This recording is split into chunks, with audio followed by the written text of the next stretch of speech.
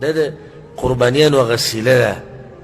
نو تاسو په ځان کې دینداري راولئ، ستاسو به د بچو باندې به اثرات وشي.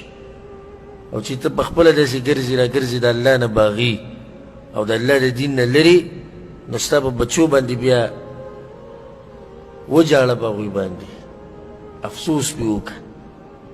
پیسې ګټل د بچو دپاره ده، خو هر څوک کوي. زناور هم خپلو بچو له ډوډۍ ګوري. ګوره ښه زناور دې خبرې ته به سوچ دی که نه؟ زناور هم ګوره بچي ساتي، مو ته یې هم ساتو. که صرف دا بچي ساتل مقصد او د دوی خېټه ډکول، نو بیا خو موږ او زناورو کې فرق نشته. مقصدي خبره او فرق زموږ او زناورو منځ کې دا دی چې موږ خپل رب پېژنو، د هغه بندګي کوو. د دې دلاسه موږ مخکې یو، بلکې دا دې نه لرې کړو، نو بیا خو هېڅ فرق نشته به موږ کې او به زناورو کې. نو بچو د آخرت غم کوه. ته دینداره شه، ستا د بچو به الله حفاظت کوي، الله به هغوی کې دینداري پرېږدي. واقعه د خضر او د موسی علیهم السلام ما ورته اشاره هم کړې وه پېر دوه تاسو ته خبره یاد چې کله هغه دیوال نیغ کو موسی علیه السلام خضر علیه السلام، نو موسی علیه السلام ورته وویل ناشنا انسان هغوی مېلمستیا نه کوي، بخیلان ته وله دیوالونه برابروي. نو بیا ورته خضر علیه السلام هغه وجه بیان کړه د هر کار چې ما ولې دا کار کړی. نو څه ورته وایي وأما الجدار فكان لغلامين يتيمين في المدينة. وهر چې هغه دیوال سیده کولو، نو هغه دیوال خو د دوو یتیمانانو ماشومانانو چې په دې ښار کې اوسېدو. وكان تحته كنز لهما.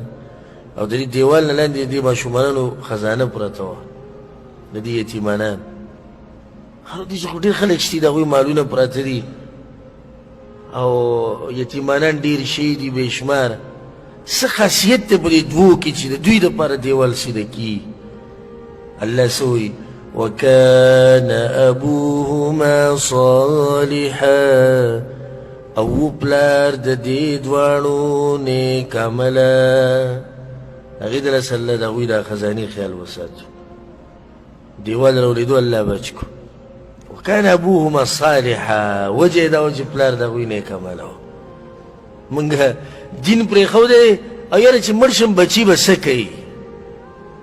د دې علاج دا دی که نه، د بچو حفاظت غواړې، د الله سره رابطه مضبوطه که ته به مړ شي خو الله نه مړ کېږي. ورې الحي القیوم، هغه ژوندی ذات، ته به مړ شي، دا ښځه به دې مړه شي، د دوی دا نیا به مړه شي، نیکه به هم مړ شي، دا ترونه به هم مړه شي، دا قام قبیله به ټوله ختمه شي، خو الله خو نه ختمېږي که نه. هغه الله ته یې حواله کړه. نو هغه الله ته به څنګه حواله کړې چې ستا رابطه د الله سره مضبوط وي. ابراهیم علیه السلام رابطه د الله سره مضبوطه وه. الله د هغه په بچو کې د نبوت پرېښودو. د بني اسرائیلو چې څومره پیغمبران دي، دا ټول د اسحاق علیه السلام په سلسله کې راغلي. اسماعیل علیه السلام په سلسله کې او په دې نسب کې لاندې یو پیغمبر راغلی، هغه د محمد صلی الله علیه وسلم چې هغه په دې ټولو زورور دی، کوم چې د اسحاق علیه السلام په نسب کې راغلی. خو هر طرف ته اوچته خبره، د یو بچي په نسب کې د بني اسرائیلو ټول پیغمبران، او د بل بچي په بچو کې پیغمبر محمد صلی الله علیه وسلم. ځکه ویل کېږي ابراهیم علیه السلام ته ابو الانبیا، د پیغمبرانو